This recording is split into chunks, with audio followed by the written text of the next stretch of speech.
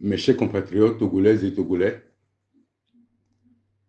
chers amis du Togo, mesdames, messieurs, afin que nul n'en ignore, le présent documentaire a pour but d'attirer l'attention de la communauté nationale et internationale sur un grave scandale qui a pour théâtre le Togo et sur lequel les réseaux obscurs cultivent l'omerta, prolongeant ainsi la misère du peuple togolais. Qui suis-je? Je m'appelle Agbioune Kodjo, ancien Premier ministre, ancien président de l'Assemblée nationale, plusieurs fois ministre au Togo.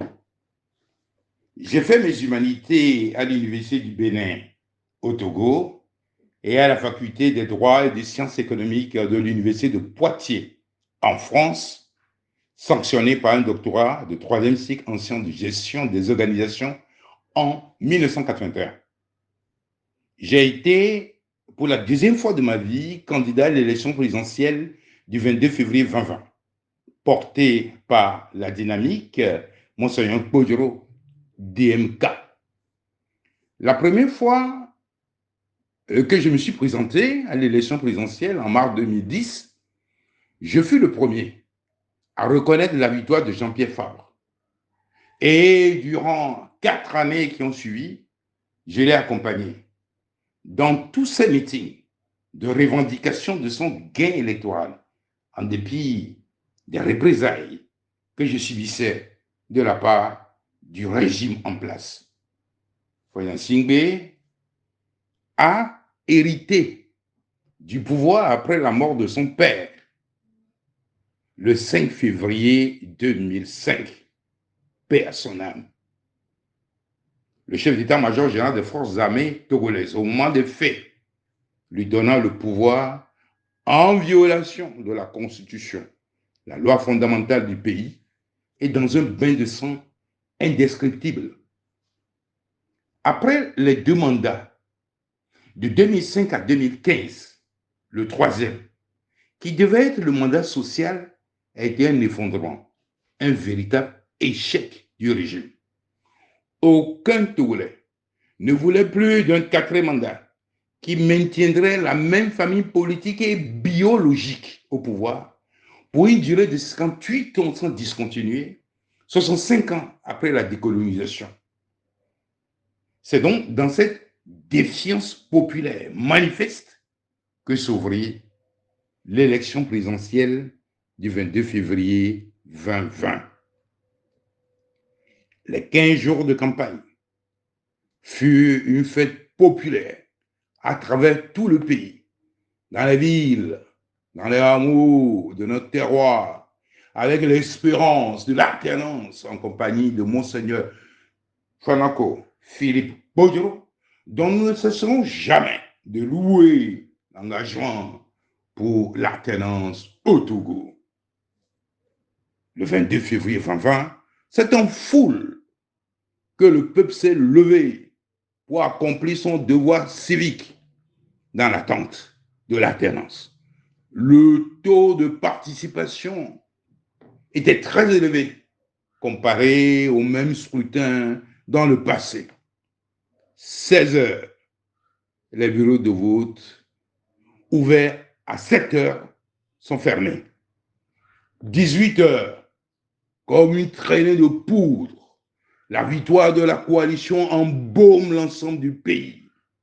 18h30, ma résidence et celle de Monseigneur Kodjo furent encerclées par une horde militaire lourdement armée, téléphone et Internet coupés, afin de vider la célébration de la victoire de l'alternance. Interrogé le lendemain, 23 février 2020, le ministre de la Sécurité répond sur les ondes de RFI que c'était pour nous protéger, alors que pendant la campagne, nous étions privés de la protection des forces de sécurité républicaines et sevrés de la dotation financière prévue par la loi. Pour mémoire, je rappelle aux uns et aux autres que bien qu'ayant rempli les conditions pour la restitution de la caution et malgré les relances, le pouvoir continue de séquestrer cette somme indûment. Ceci pour rappeler la politisation de l'administration. Le 23 février, dans la journée, en fonction des résultats communiqués par nos représentants dans les bureaux de vote, nous avons fait un premier communiqué de presse annonçant notre victoire oscillant entre 59 et 61%.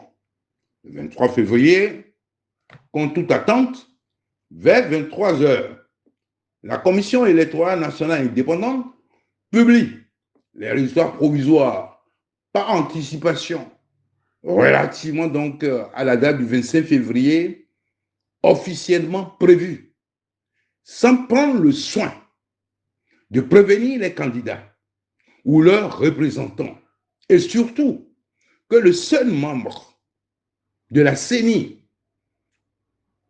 de la DMK fut envoyé en mission électorale au Congo démocratique.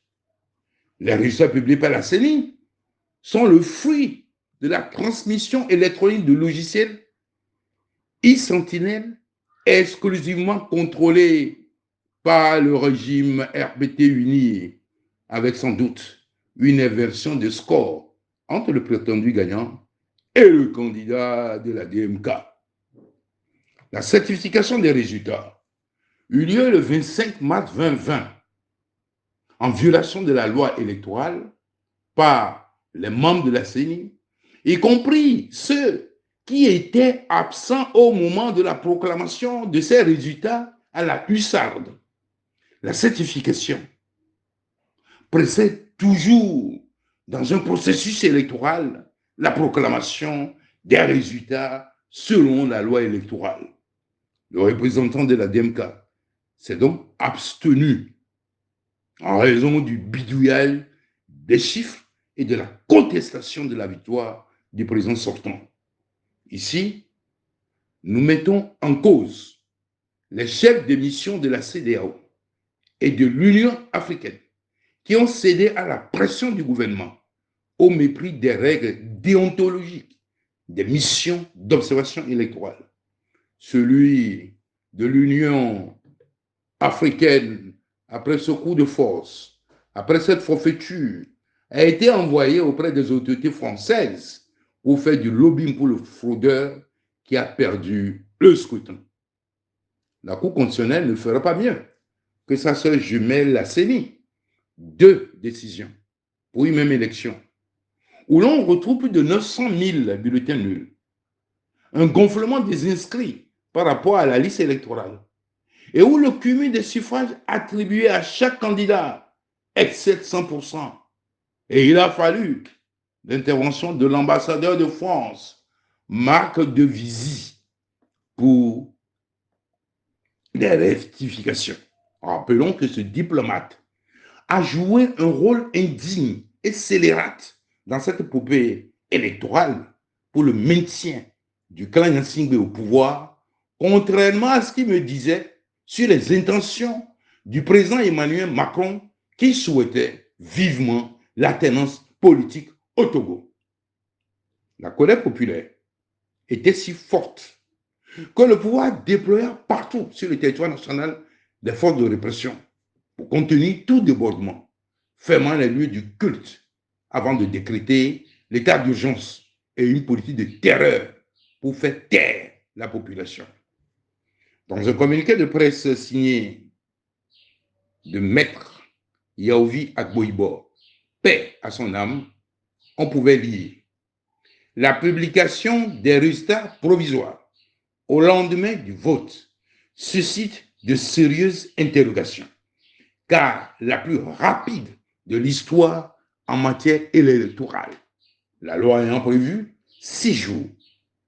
Les Togolais se demandent, poursuit M. Agboibo, comment en 24 heures on peut collecter 9 389 procès-verbaux des bureaux de vote, les compiler les vérifier, les centraliser, les certifier et aller à la vérité des urnes. L'ANC, Alliance nationale pour le changement, dans son communiqué déclare que la DMK est en avance le soir du scrutin. Deux de ces ténors qui se reconnaîtront dans ce documentaire ont avoué l'écrasante victoire de la DMK et l'un d'eux recommandait à mon épouse de saisir l'épouse de Jean-Pierre Fabre pour que son conjoint livre sa part de vérité pour que la tenance, tant attendue, soit effective et réponde ainsi aux aspirations du peuple souverain. Le département d'État américain émet des doutes sur la réélection de Faure Gnassingbé et demande envers la CENI de proclamer les résultats bureau de vote par bureau de vote pour le rétablissement de la confiance dans les résultats. Ainsi, le gouvernement des États-Unis n'a jamais reconnu formellement la victoire fabriquée de Faure Gnassingbé. Le sous-secrétaire d'État américain aux affaires africaines, Herman Cohen, a reconnu la victoire de la DMK avec un score de plus de 67% et lui adressa ses félicitations. La conférence épiscopale du Togo demande le rétablissement de la vérité des urnes sans succès et dénonce la violence déployée par le régime et regrette la récusation des observateurs de la commission Justice et Paix. Rappelons que le régime avait expulsé les observateurs de NDI dépêchés au Togo dans le cadre de ce scrutin. Le Parti national panafricain reconnaît la victoire de la DMK. Le parti a dit salue la performance de la DMK qui donne au peuple togolais la conviction que l'alternance est possible pour le PSR. L'opposition a fait une réelle percée devant permettre légitimement d'espérer l'alternance tant souhaitée par les Togolais et félicite la DMK.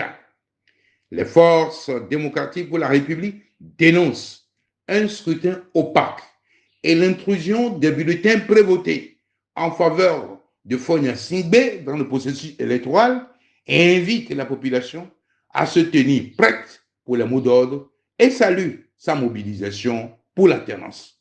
Les démocrates reconnaissent la victoire de la DMK, exhortent la Cour constitutionnelle à dire le droit et à proclamer Agbe Mekodjo comme vainqueur du scrutin. Le Front citoyen Togo Debout reconnaît la victoire de la DMK, dénonce les manœuvres des organes chargés des élections pour priver le peuple togolais de sa victoire et empêcher Agbe Mekodjo d'accéder à la fonction du chef de l'État.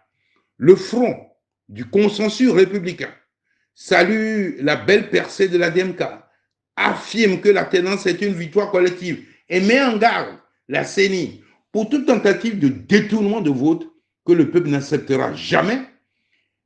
Soulignons que le leader de cette formation de la société civile a appelé le lendemain du scrutin le vrai vainqueur pour le féliciter, ce qu'il a réaffirmé il y a peu encore sur une radio de la place, notamment la radio Pyramide. Je signale que tous ces témoignages indiquent la victoire de l'alternance, n'ont jamais fait l'objet de diffusion sur les médias, publics et privés, pour des raisons que l'histoire révélera. Tous ces témoignages sont mis à la disposition de l'ensemble du corps diplomatique en poste au Togo. Mais tous vivent la terreur et dansent au rythme du pouvoir, oubliant que leur mission est de contribuer au règne de la liberté, de la justice et de l'émancipation des populations. Faure Gnassingbé lui-même dépêcha auprès de moi personne, un de ses hommes de confiance, pour me dire que ma victoire a été volée, mais je ne puis les envoyer en prison, car ils ont le contrôle des forces de défense et de sécurité, et d'accepter le poste de Premier ministre avec des pouvoirs étendus et une dotation financière importante. Il y avait un témoin à cette rencontre. Mieux, ce même Missi Dominici contacta un proche ancien ministre et lui demanda de me convaincre d'accepter l'offre du naufragé du 22 février 2020. Je lui ai dit que je vais m'en référer à la coalition et au prélat. La réponse, vous l'imaginez, malgré toutes ces preuves, émanant de la majorité, tout comme de l'opposition et de la société civile et de l'opinion nationale en général, le G5, sous pression du régime en place et dans une démarche hypocrite, demande la présentation des preuves de notre victoire, alors qu'il a cherché vainement auprès du pouvoir la justification de son score qui éveille tout soupçon. Et pourtant, c'est en accord avec ce G5 que nous avons exigé et obtenu du régime l'usage des procès-verbaux autocopiants pour prévenir ces situations qui relèvent des habitudes de la maison. La dissimulation des procès-verbaux authentiques des adversaires politiques.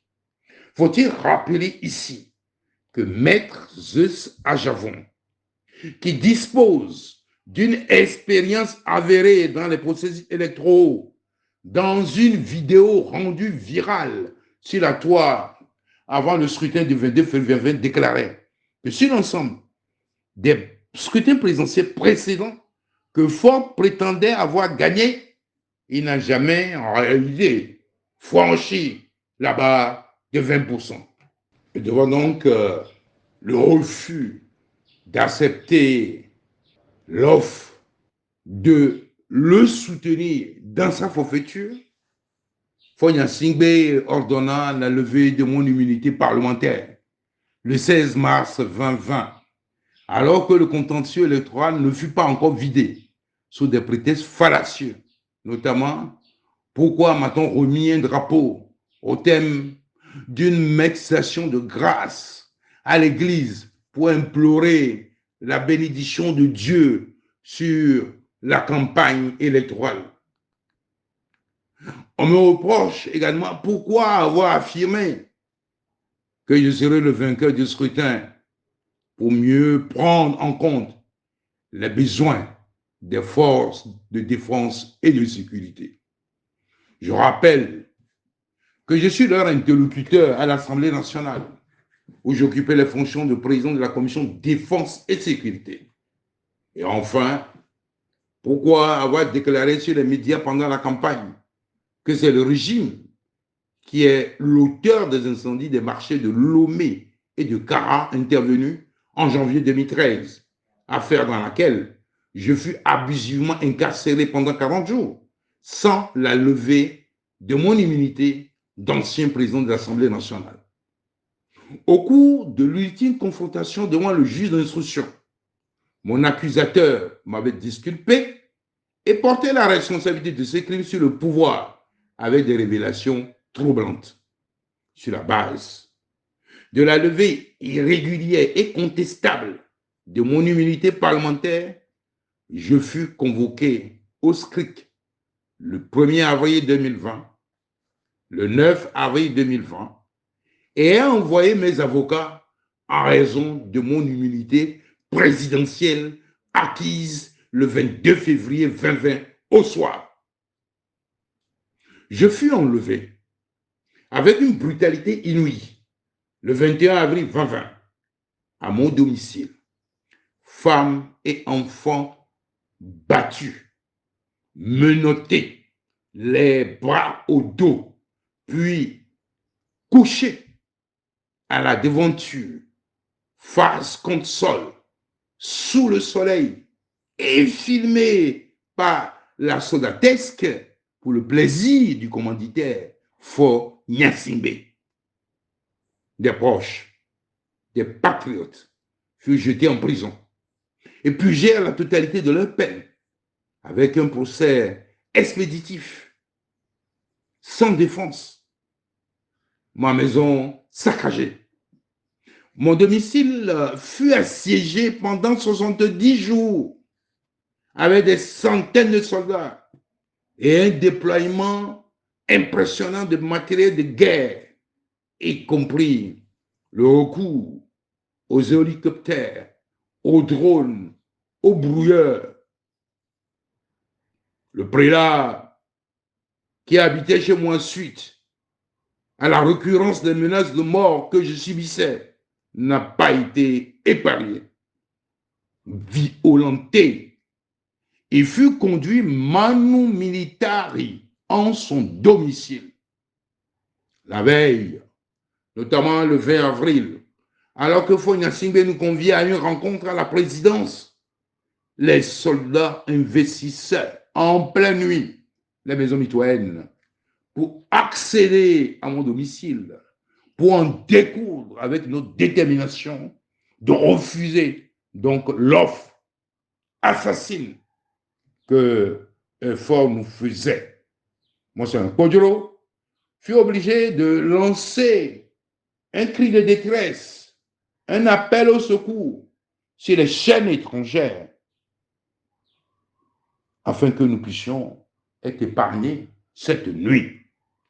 Au terme de 4 jours de garde à vue, je fus avec 3 autres compères mis en examen avec interdiction de ne plus jamais réclamer la victoire du peuple.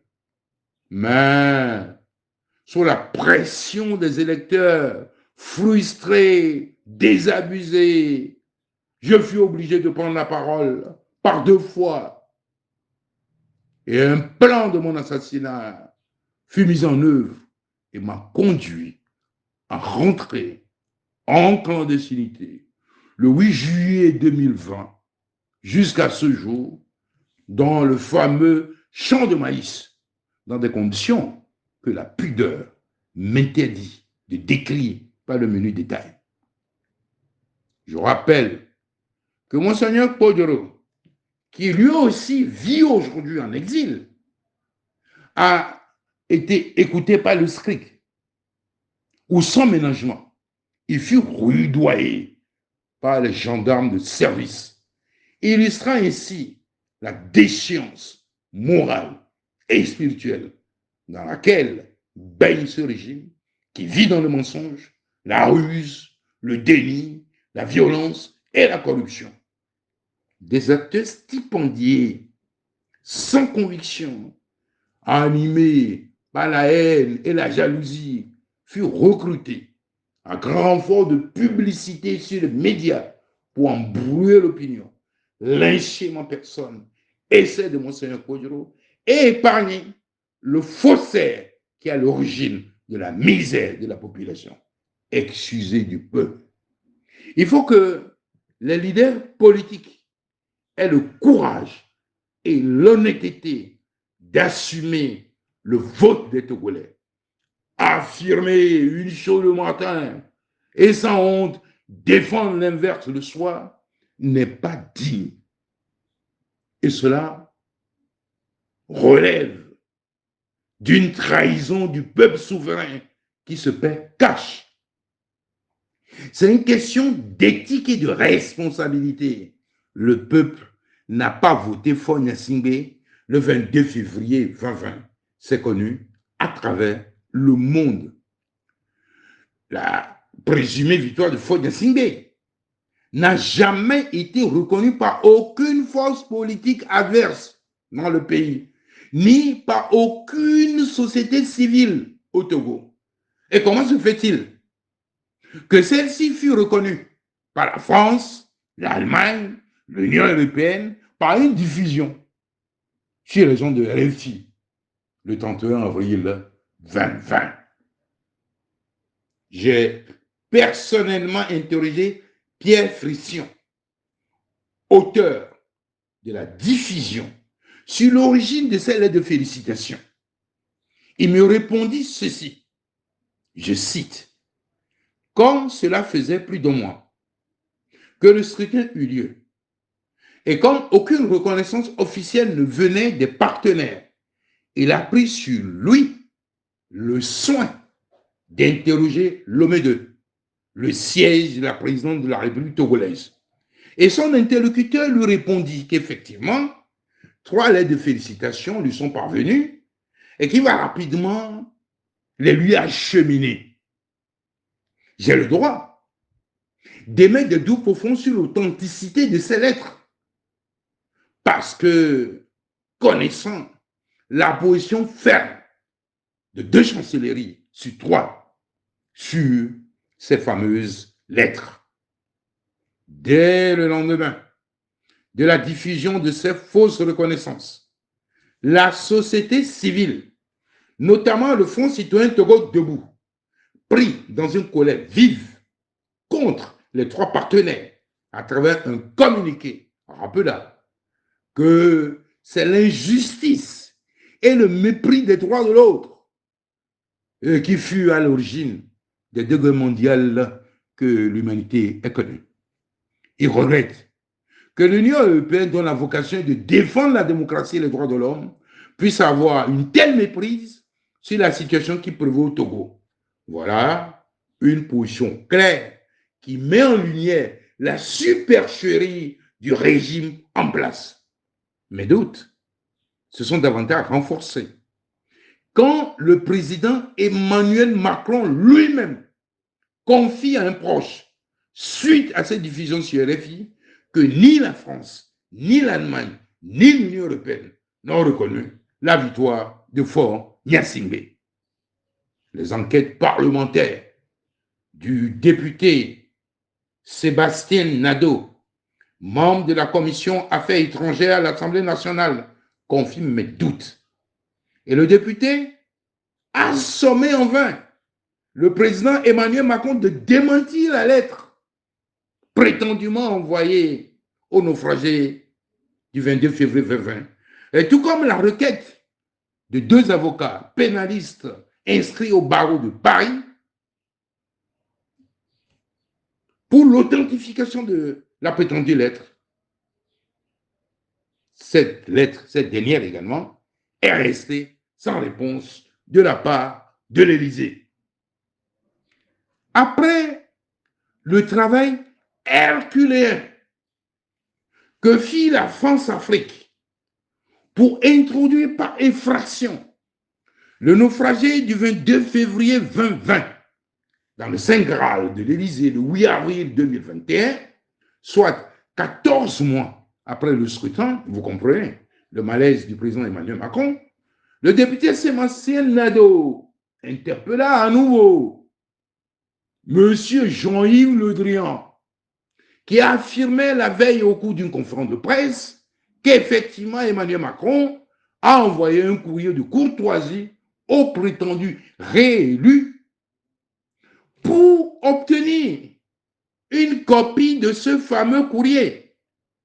Le ministre des Affaires étrangères lui répondit sans soucier que ce genre de courrier ne se rend pas public.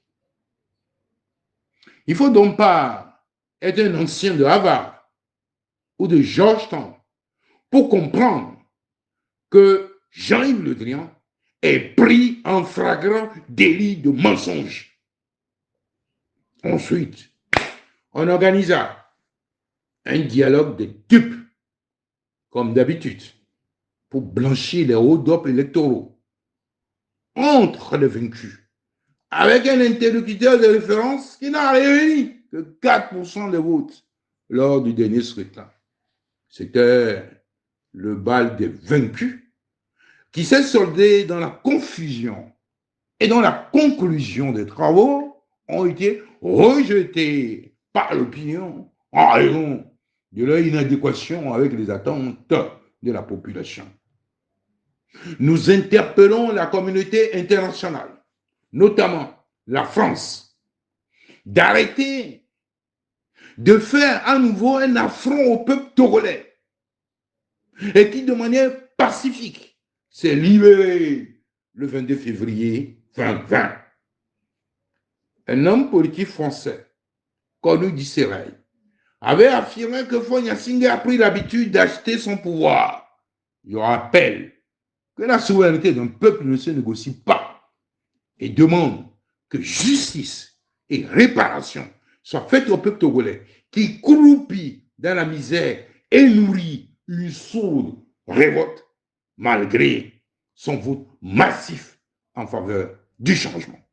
Je demande à Faure Gnassingbé de présenter ses excuses au peuple togolais pour l'avoir abusé pendant des années et de transmettre aux vrais vainqueurs les charges de la direction de l'État.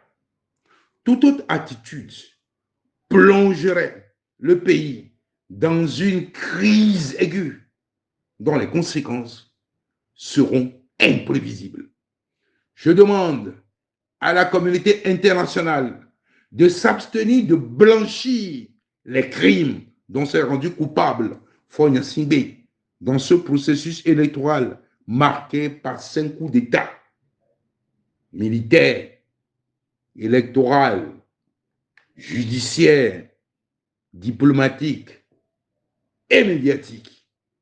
La paix au Togo et les relations apaisées avec les partenaires sont à ce prix. Merci de m'avoir écouté.